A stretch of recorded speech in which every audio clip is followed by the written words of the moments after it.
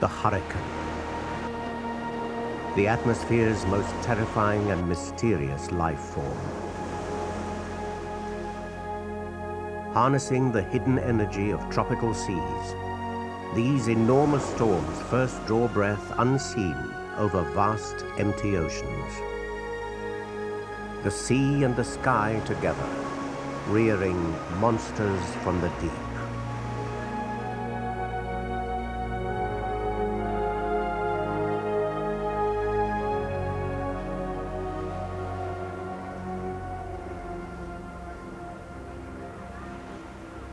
We treat the elements as a playground.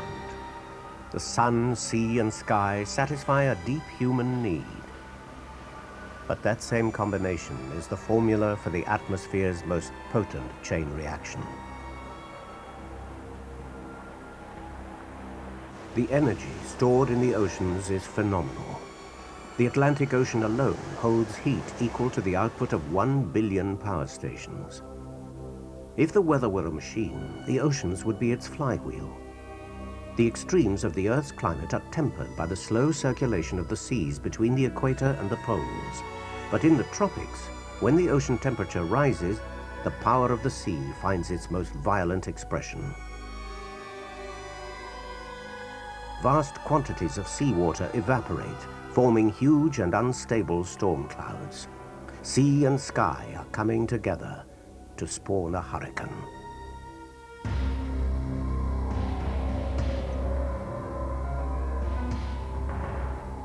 It's a brutal genesis, disorganized and ill-defined.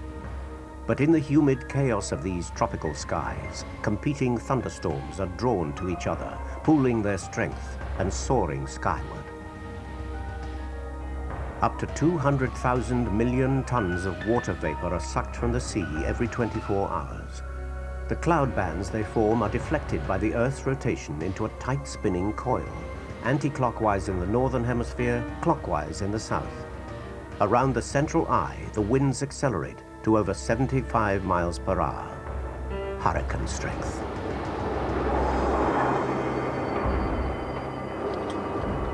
A hurricane hitting the shoreline brings together all the stupendous force of the wide ocean and dumps it onto land. The energy released in a single day could provide the entire United States with electricity for 6 months. In the Pacific, they're known as cyclones. In Asia, typhoons. But whatever the name, they can be killers on a horrifying scale. What a gust! In Bangladesh alone, in the last 25 years, tropical cyclones have claimed over 500,000 lives.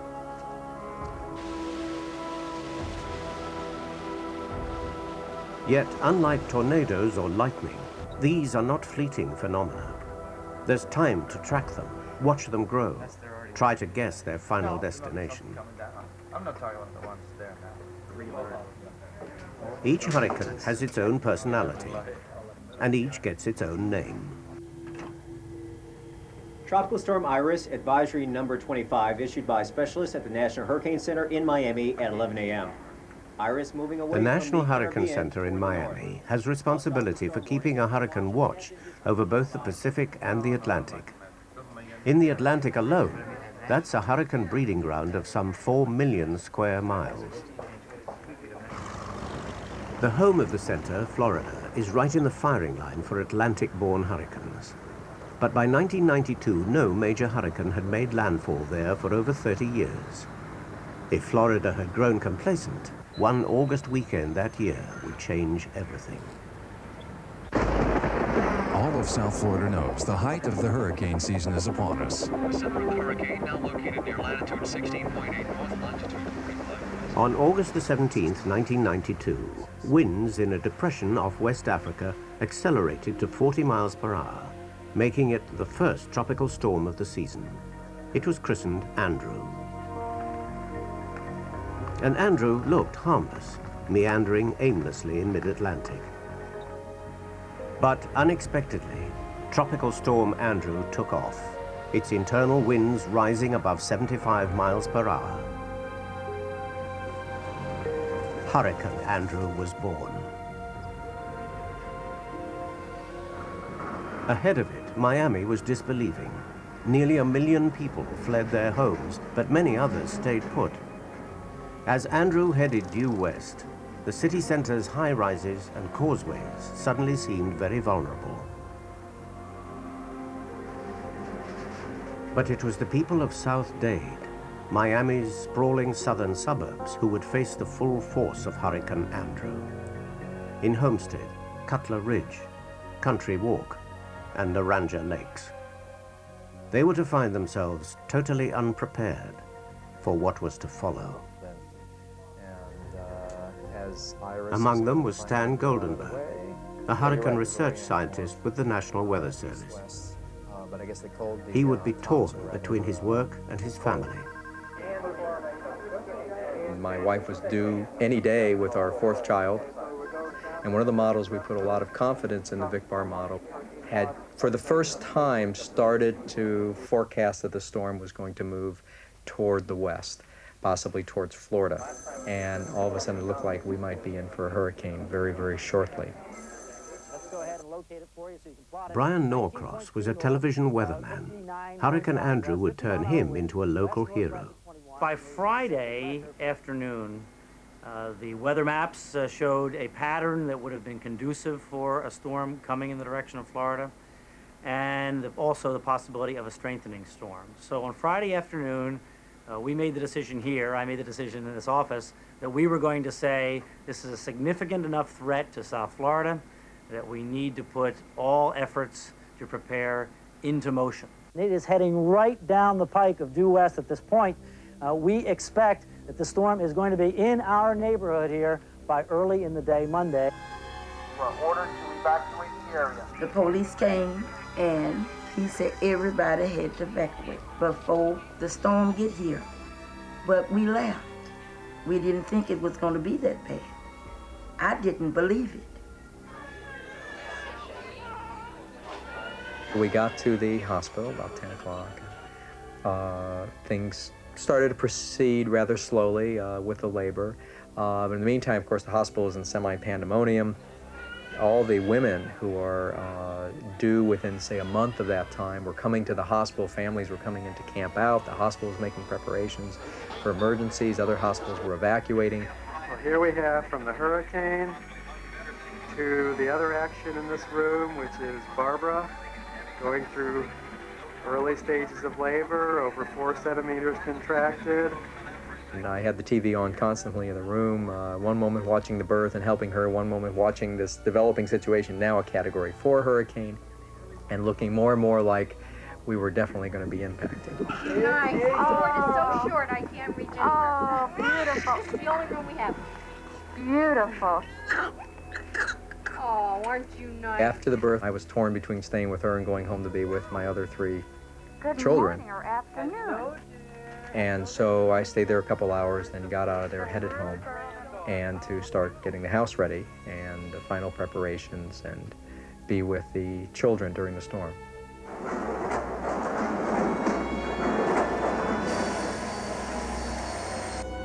Andrew had just swept through the Bahamas, killing 4 people. It was now just 6 hours away and heading straight for Miami. We got lost. We couldn't find the shelter. And so we came back home. And when we got back home, it was raining. I said, oh, it's not gonna do anything. I said, it's just raining. So I went to bed.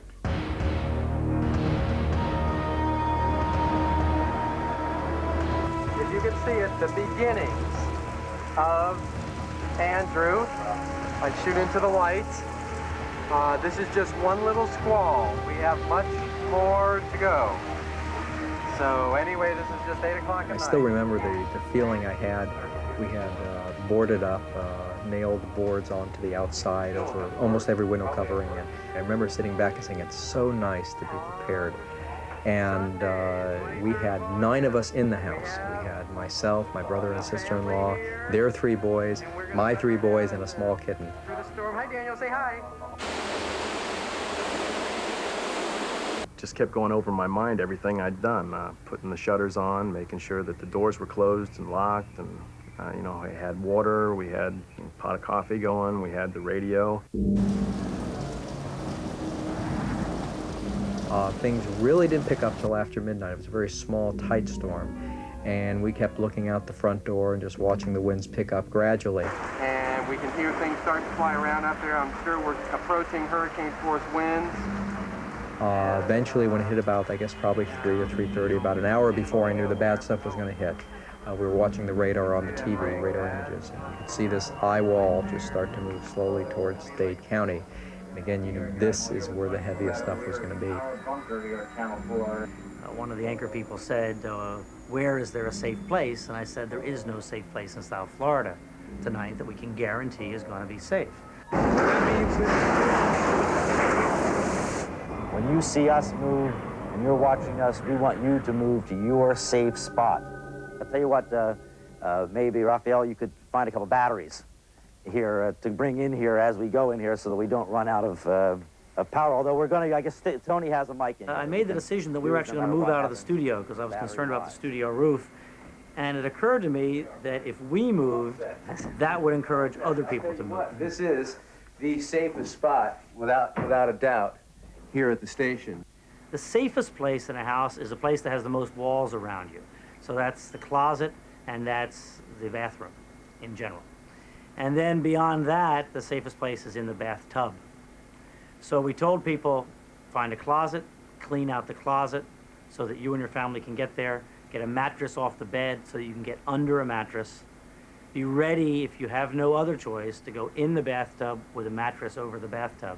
Storm shutters have blown off, trees are down.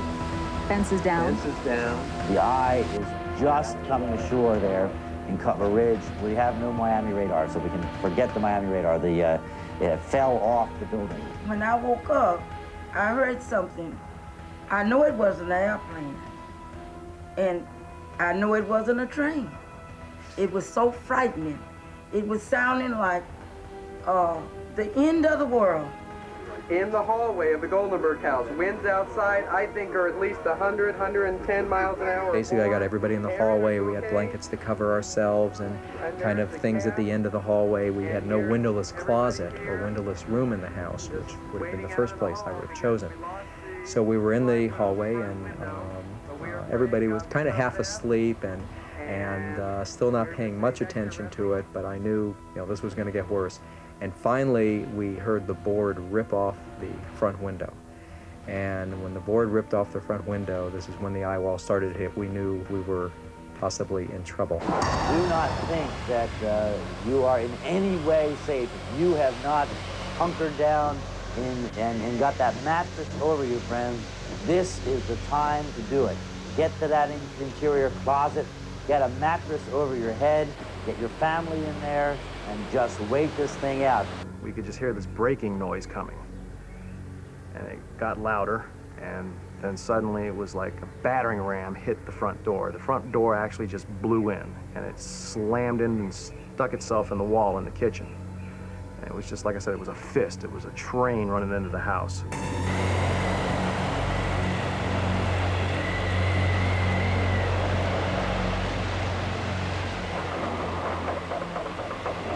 164 miles per hour is what the wind peaked out at the Hurricane Center. 164 miles per hour. The door started to bow at the top and at the bottom, and it was like bending in and out. The pressure in the house started getting harder and harder. I had to put my hands over my ears, and as I did, this rumbling got severely loud. I turned, and I had back glass doors. Well, my back glass door bowed out like a big bowl. And this is a big, 4x8 sheet of pitted glass inside of an aluminum frame. The screws fell out of the frame. The glass bowed out like a bowl. I put my hands over my ears, and I could hear the roof ripping off. The cat was by the door yelling, and as I went to go to the door to open them, like I said, I had to turn because I thought the door was going to rip off. And as I turned, the roof went, and I heard the cat let out like a real loud. and I didn't hear him anymore. We have a long time to go, okay? We have hours to go here before this is over. It's going to be very, very difficult, and you're just going to have to decide, we're going to stick this out, we're going to stick together, and we're going to make it through it, okay? Everything started getting real crazy. The wind's whipping, it's ripping, pushing, the doors are all slamming, the walls are bowing. The water now is starting to squirt out through the wall outlets like it's a squirt gun. Well, at that point, the floor started shaking. Now, if you've ever been near a train yard and you know how the ground rumbles and shakes, my house is sitting on what they call a slab, a concrete slab that's over a foot thick. I was standing in the living room and the walls were wobbling, the roof's shaking, things are starting to fall, things are flying, and the floor started shaking. Well, I can't fly. And at that point, I figured it was over. I thought the house was gonna pick up and just roll over. I figured we're all gonna die.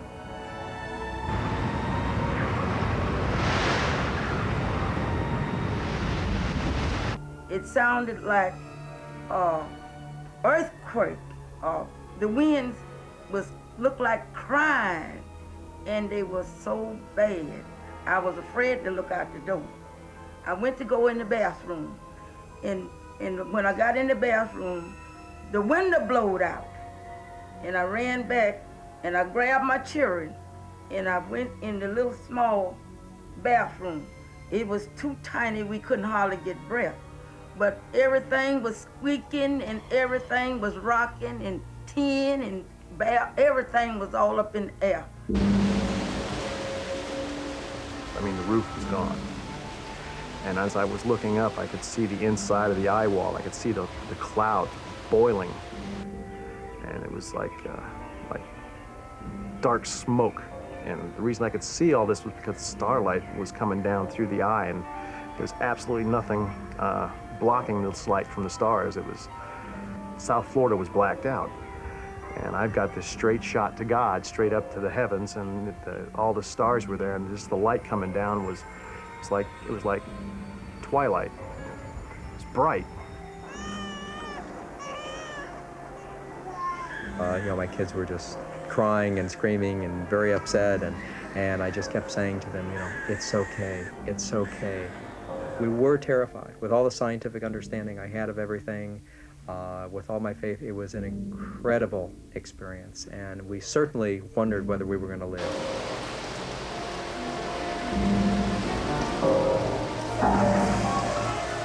I told my mother, it's like, we're not going to die.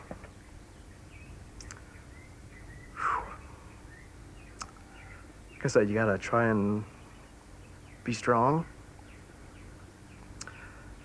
And, well, it just gets a little difficult. I don't think hurricanes are fun anymore.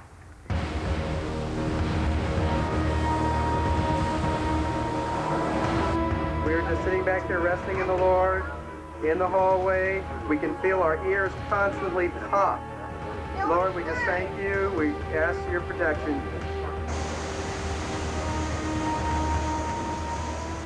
At 4 in the morning, Hurricane Andrew reached its full frenzy. The whole of South Miami seemed to shake under a solid sheet of water, hurled sideways by winds now touching 175 miles per hour.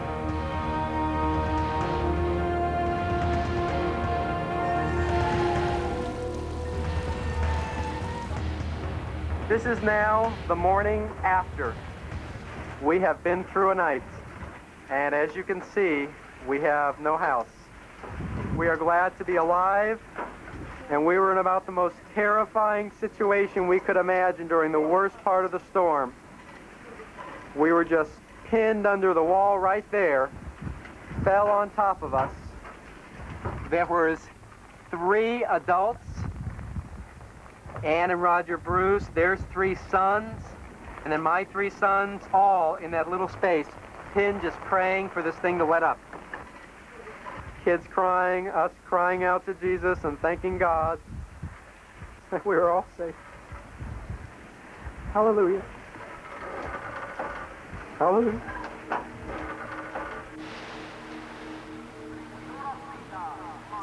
Hurricane Andrew was the costliest natural disaster ever to hit the United States. It wrecked over 200,000 homes and businesses, caused $25 billion of damage in 2 states, and took 58 lives. In such ferocity, the elements reveal the fragility of a civilization we take for granted. The government ceased to function. This was the first time in the modern history of the United States that government ceased to function. City halls were damaged, communications was out, so we had 300,000 or 400,000 people that went on for 3 or 4 days without governmental function. And it was a spiraling down of society into a kind of anarchy. So if it hadn't been for the military, I don't know what would have happened, because it was as close to anarchy as certainly anything I've ever experienced.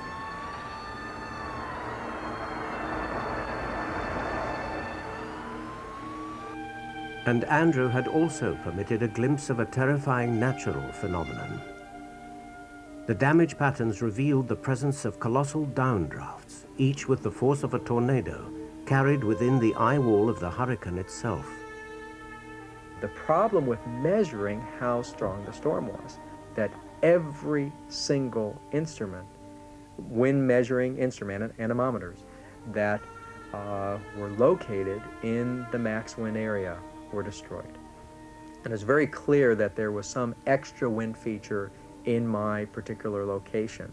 For a distance of about, half a mile to a mile, running east-west, you could see a band, and every house that was destroyed, like mine, was in that 2 to 3 wide house band. No house was destroyed outside of that band. And basically, we feel that was some sort of what we call a convective downburst, like a mini kind of tornado. So you had that just extra burst of wind that just ripped the roofs off right down that street.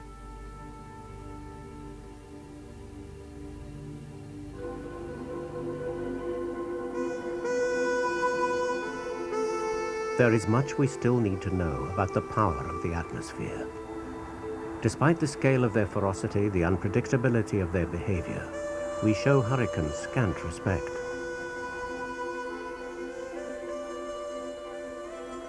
In 1900, the city of Galveston was the richest in the state of Texas, a bustling, vigorous port dealing with 1,000 ships a year. It was known as the New York of the South. But, crucially, the highest point of Galveston was only 9 feet above sea level. The hurricane of September 1900 brought a 20-foot storm surge. 6,000 people lost their lives in what was the United States' greatest ever weather disaster. Yet within a handful of years, exactly the same scenes were to be witnessed in Corpus Christi, Texas, by a young boy called Bob Simpson. That hurricane, when I was only 6 years old, it showed me what terrible destructive power a hurricane can bring in. Houses swirling around in the stream, cisterns over on their side, rolling around in the currents. A few sad things where people were trying to cling on to logs, and then another log would conk them on the head and they would disappear, and that'd be the last you see of them. So much destruction. Hundreds and hundreds of people lost their lives. Those that lived lost their property. The town was just placed in a position of desperation. Hurricanes, killers, destroyers. What the damage Bob Simpson went on to devote his life to the understanding of hurricanes and to run the National Hurricane Center in Miami. Along the way, he made the first ever research flight into the eye of a hurricane. Navy crews like this alternate with Air Force crews, 2 reconnaissance flights a day, right into the heart of the As you approach the storm, you see the first giant squall line of the spiral rain bands. The better the chance of returning, okay. We got a nice bump or two as we went through the rain band, but it doesn't last very long. Then as you reach the eye wall, you have something of an elevator effect.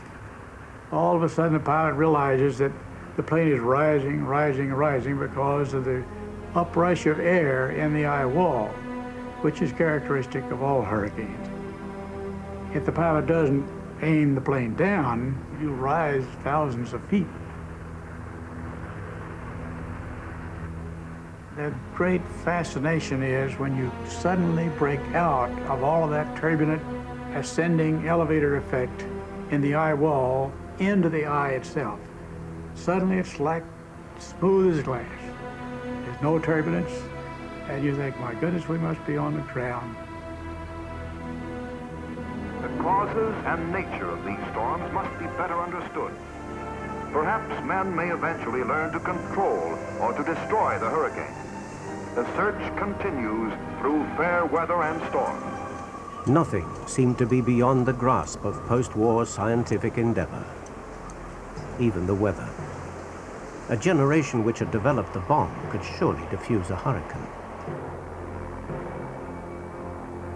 For many years, there had been attempts to produce rain by seeding clouds with dry ice.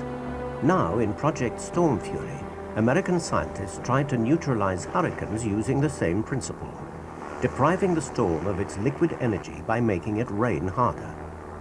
A lot of people really wanted to go to town on this cloud seeding and see if we couldn't really tame hurricanes.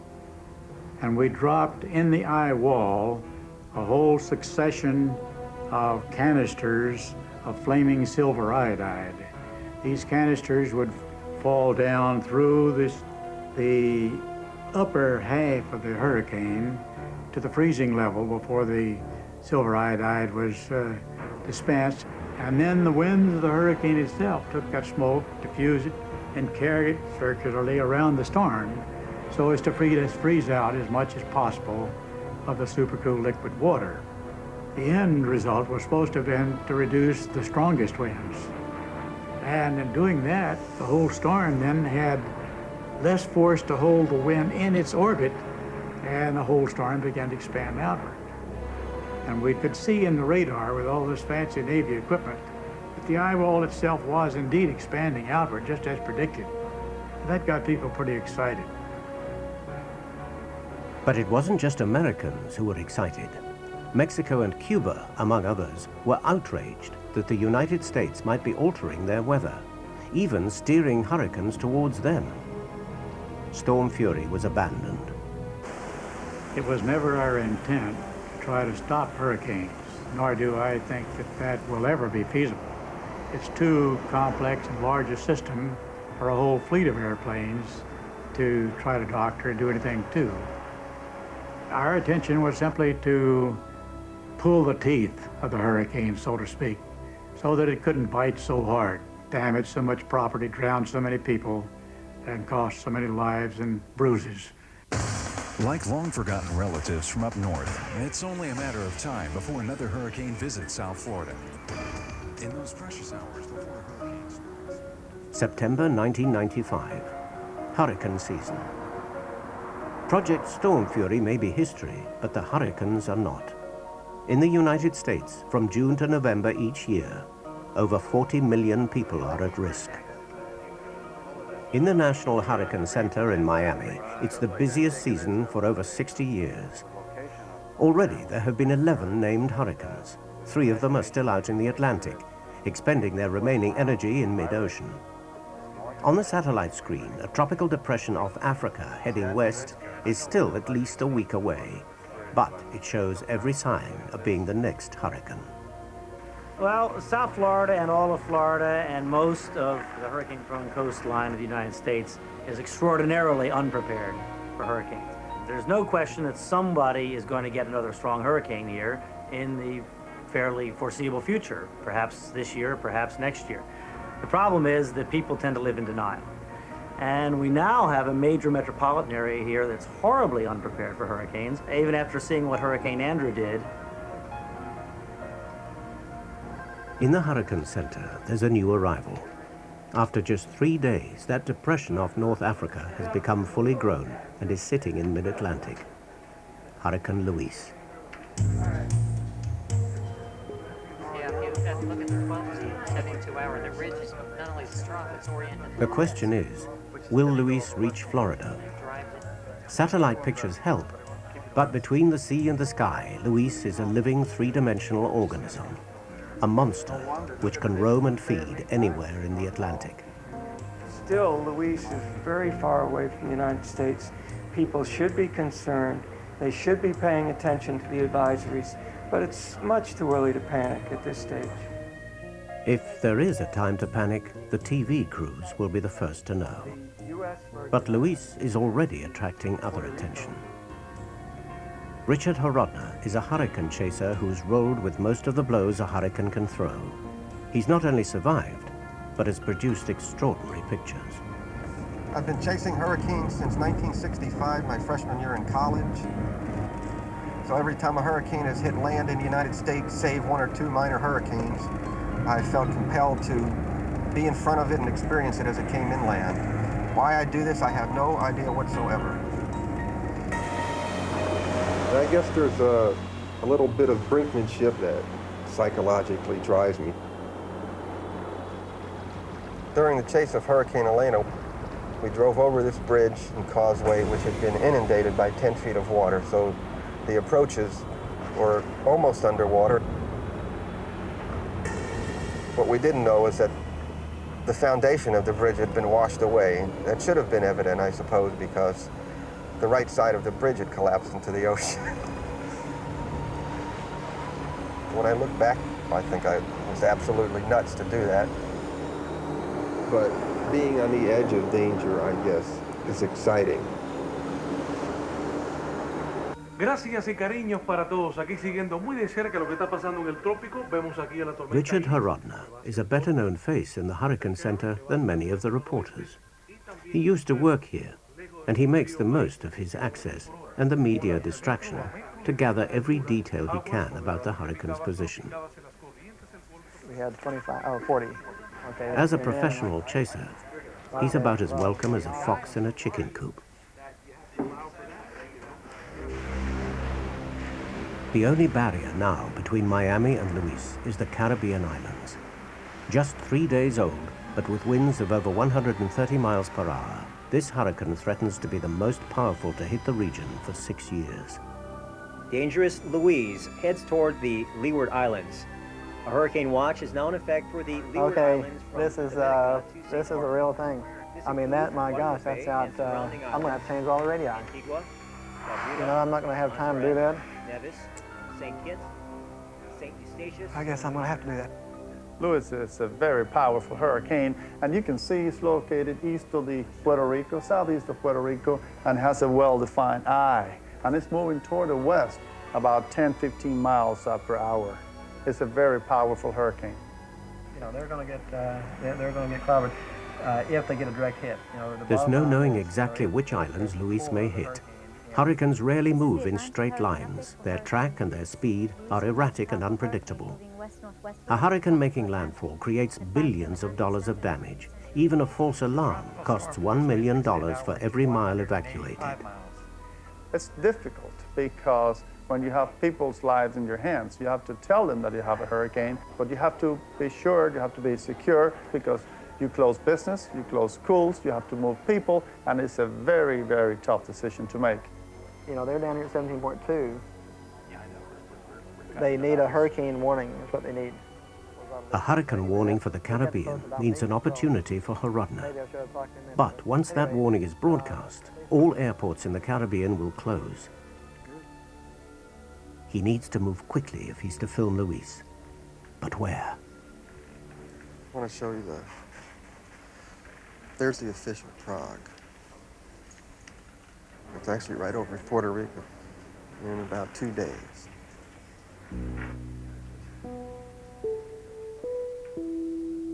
It's the last flight into Puerto Rico, Horodna's destination, and he hopes that of Hurricane Luis. This is meteorologist John Dewey on WOSO, serving Puerto Rico's best informed listeners. We're not going to list any hurricane warnings for the area. Hurricane warnings are still in effect. The Caribbean island is expecting the worst.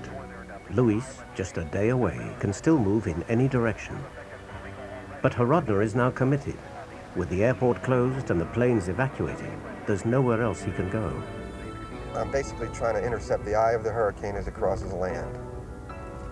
The reason for that is because the strongest winds, the highest tides, the most torrential rain are all located right around the periphery of the eye in the wall cloud. I bring a barometer with me because it shows me the pressure field as the hurricane approaches.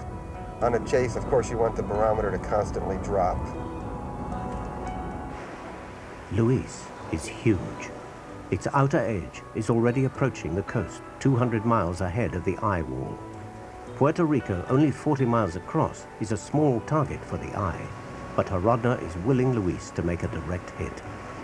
We have a small piece of land where we're not that mobile, so you're a speck on the map for the hurricane to hit. We're about as close as we can get on this island to being near Luis, but right now it looks like it's going to be curving east of the island somewhat. If I want to see this hurricane, which I do, most people don't, but the storm could slow down possibly, the steering currents are weak, and then the ridge rebuild north of the storm and push it back in a westerly direction.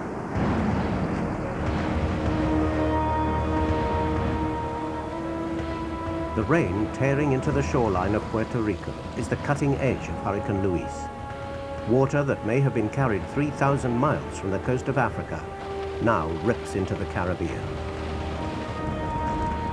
Hurricane Luis is a Category 4 hurricane, and probably with sustained winds of 140 or more miles per hour. It's in the top echelon of intensity of hurricanes that affect land. The devastation that will occur will be maybe not catastrophic, but extreme. Even if it goes sideswipes the island, it's going to cause problems afterwards.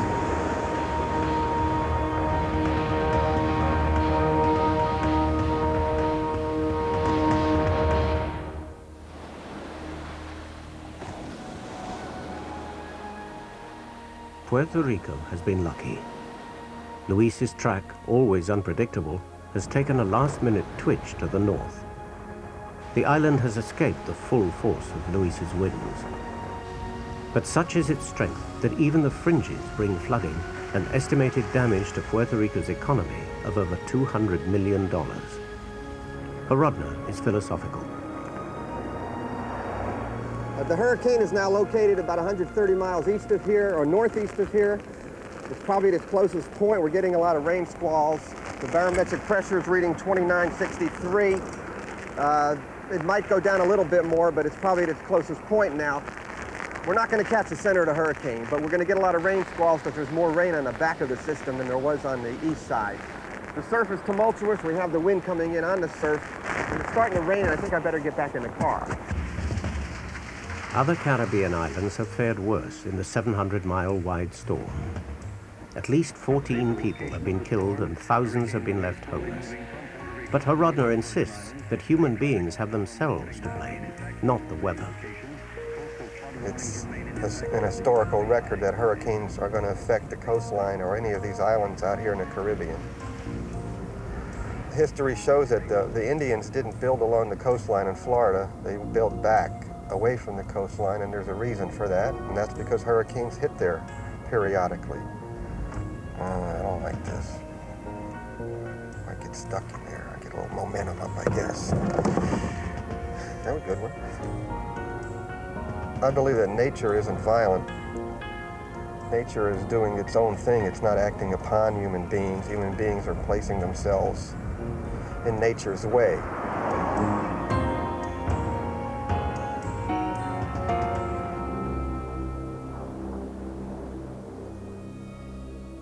Britain doesn't have hurricanes. They feed on the warmth of the tropical oceans. Over the chill waters of the North Atlantic, they die of starvation. But in the Great Storm of October 1987, the south of England confronted the unimaginable. 19 people died in winds that gusted up to 122 miles per hour. The Great Storm of '87, a lot of people call it a hurricane. It did have hurricane force winds, but we only call a hurricane if it has actually developed in the tropical regions. And this storm of 1987 was a vicious storm, but it didn't have a tropical origin. The storm wreaked damage of over 1,000 million pounds. 3,000 miles of telephone lines were destroyed. 15 million trees felled. Strictly speaking, not a hurricane. But in living memory, it was the closest Britain had come to the devastation of storms like Andrew. all over southern England, there was this amazing smell, like sort of crushed apples or something, of vegetation which had been mangled. Trees and buildings were just tumbling down in all directions. And the wind, it was like a monster playing games. It was extraordinary. The things it did and the capriciousness with which it acted. I saw places where there were two trees standing side by side, and they'd fallen in opposite directions. I don't know what sort of whirlwind effect had produced that. Because there had been no great storm of the same kind here for so long, there were trees of 200, 300, 400 years old, which generations of people got used to as part of the background to their lives. Suddenly, there they were. They'd vanished. And a lot of people found themselves devastated by this change in what had seemed so permanent and they'd thought of as primeval almost.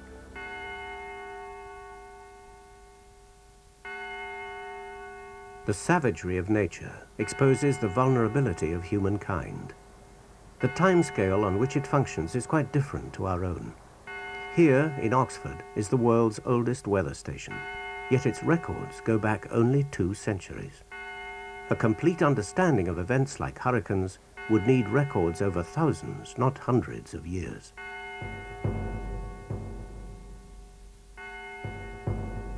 For just as the atmosphere is never still, so the world's climate is in constant flux. Repeated interlocking patterns in which every breath of wind plays its part.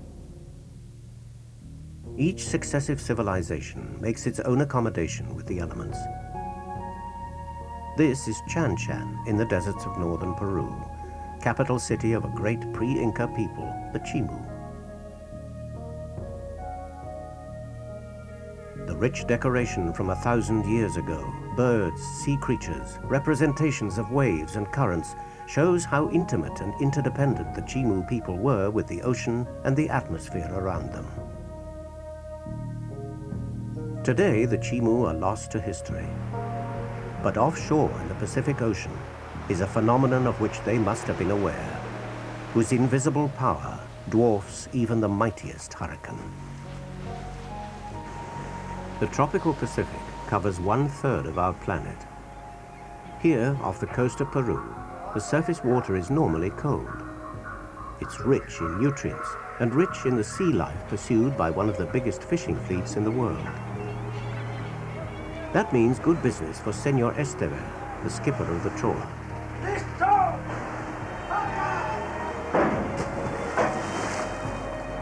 But in some years, that cold water is driven out by warm mid-ocean water and the fish disappear. Unlikely as it seems, the empty nets have for centuries been the first sign of a phenomenon so powerful, it has been called the Earth's heartbeat. It is known as El Niño. El fenómeno del Niño es una corriente que se viene cuando las temperaturas cambian en el mar. Después esa corriente del Niño, por donde va pasando, va malogrando todo, tanto en el mar como en tierra. Pues es un fenómeno, porque no respeta nada.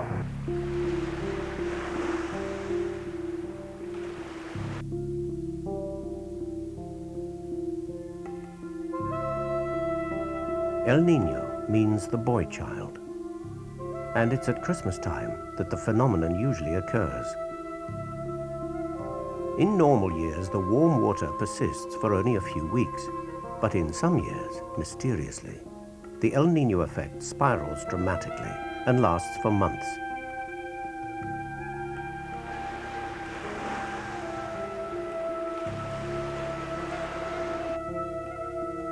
El Niño moves a slab of warm Pacific water eastwards, equal to the size of the United States. Warm oceans mean rain. Wherever the warm water goes, the rain goes too. On the coast of Peru in 1983, torrential, unseasonal rain fell almost unbroken for 6 months, washing away roads and bridges and turning the desert green. In the western Pacific, precisely the opposite was happening. Australia suffered its worst drought in history, and the people of Melbourne choked on thousands of tons of earth blown in by a huge dust storm. All around the world, El Niño triggered climate changes with flash floods from California to southern China. Meanwhile, catastrophic droughts hit Africa, India, and Sri Lanka. El Niño affects temperatures, storm tracks, and rainfall everywhere on Earth. And incredibly, we now know that El Niño affects hurricanes. In the years when it deprives the Peruvians of fish, it also dramatically cuts back the number of Atlantic storms. Yeah, John, how do you see these This discovery by Professor William Gray means the frequency of hurricanes can finally be predicted.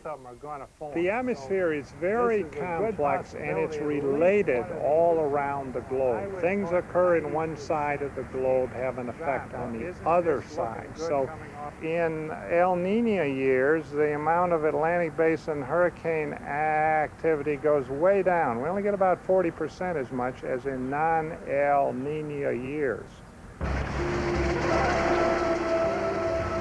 For all their adult fury, hurricanes are delicate children. In El Niño years, the winds which encourage their remorseless westward track are suddenly reversed, and would-be Atlantic hurricanes quite literally get their heads blown off. But El Niño does not act alone. It is one beat in the deeper rhythms of the world's climate, set in motion by the circulation of the oceans.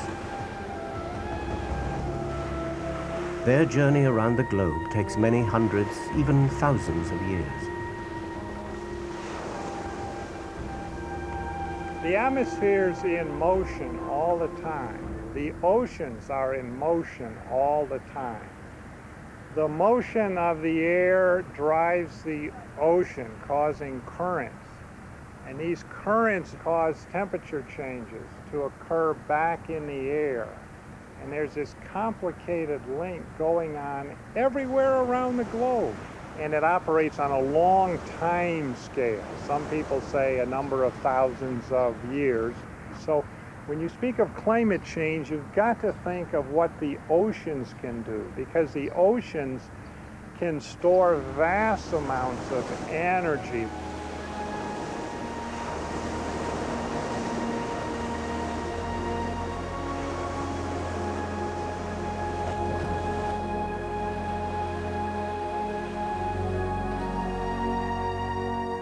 The walls of the Chimu capital are a testament to the wisdom of achieving harmony with the elements around us, because they endure, while we do not. The Chimu people, their rulers, their religion, are long gone, the manner of their destruction not even recorded. But their everyday interdependence with the sea and the sky is still a practical reality for fishermen living nearby. It offers a lesson in recognizing and accepting the daily drama of the atmosphere's offerings for the remarkable phenomenon that it is.